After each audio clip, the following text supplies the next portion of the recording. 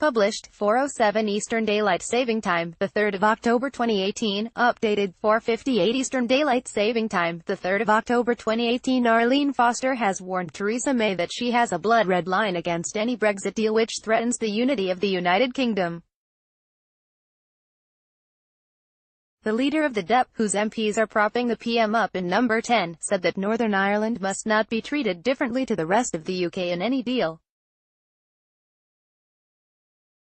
It comes after the party threw the PM's bid to unblock Brexit talks into turmoil by warning they would vote against any deal involving checks in the Irish Sea. It is thought the Prime Minister could suggest a compromise that involves checks on goods coming into Northern Ireland from Great Britain, but Nigel Dodds, the DUP's Westminster leader, said they would vote against the introduction of barriers between the mainland and Ulster. Mrs May is facing an onslaught of criticism over her Chequers Brexit plan. Boris Johnson yesterday lashed the PM's plan in a fiery speech to activists at the Tory party conference speech, warning it would be a humiliation. The thorny issue of the Irish border is the final major sticking point in the Brexit negotiations, threatening to derail the chances of getting a deal in time.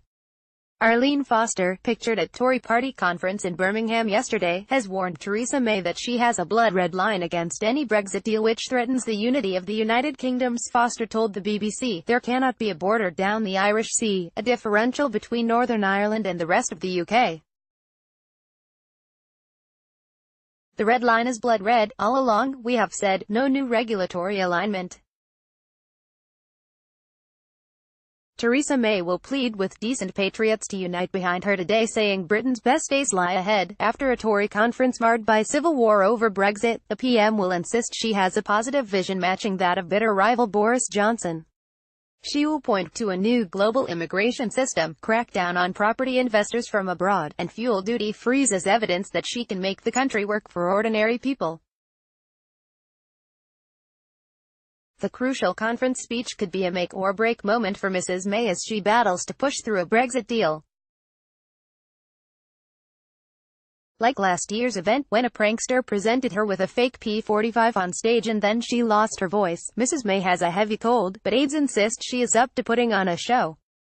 Her address will inevitably be compared to the barnstorming appearance by Mr Johnson yesterday.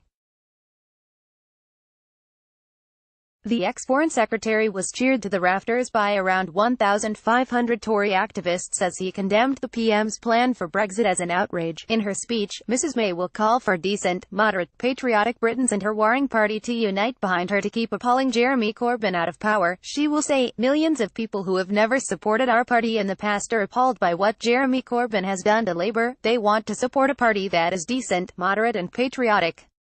One that puts the national interest first. Delivers on the issues they care about. And is comfortable with modern Britain in all its diversity. We must show everyone in this country that we are that party, a party that conserves the best of our inheritance but is not afraid of change. A party of patriotism but not nationalism.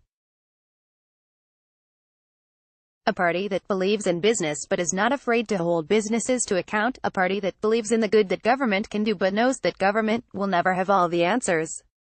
A party that believes your success in life should not be defined by who you love, your faith, the color of your skin, who your parents were, or where you were raised, but by your talent and hard work. Above all, a party of unionism, not just of 4 proud nations, but of all our people. A party not for the few, not even for the many, but for everyone who is willing to work hard and do their best. Asked if her MPs may vote down a Brexit deal, she said, "We don't want to be in that position. This is too important to be playing around with things because this is the union. This is what brought me into politics." Earlier this week she said her party was not bluffing about its staunch opposition to anything that would create a border between Great Britain and Northern Ireland. She said, "We have to ensure that there is no border down the Irish Sea. We have to continue to have the integrity of our county maintained from a constitutional point of view and also from an economic point of view. We are not going to allow the United Kingdom to be broken up by Brussels or by anybody else." Northern Ireland is not about to become a semi-detached part of the United Kingdom. European Commission Chief Negotiator Michel Barnier cannot annex off part of the United Kingdom so he can say that that's the way forward. We are not bluffing on this issue. We are very clear. Our job is to protect the Union. Our job is to do what is right for Northern Ireland, and you can be assured that we will do that. Asked if she would accept any additional differences in how goods are regulated in Northern Ireland and the rest of the UK, she said, no. The PM is facing a massive political battle to get her warring Tory MPs and the EU signed up to a Brexit deal in time to ensure the UK does not crash out without a deal. But her plans are under siege from many sides. EU leaders have poured scorn on her plans. Brexiteers are demanding she ditch Chequers, while Remainers have upped their campaign for a second referendum. The Irish border is the final major issue which is proving to be an obstacle to getting a deal thrashed out. All sides have said they are committed to preventing the return of a hard Irish border amid fears it could reignite the sectarian violence of the Troubles. Yet Mrs May is at loggerheads with the EU over how to keep the border, which will be the UK's only land crossing with the Brussels bloc after Brexit, soft.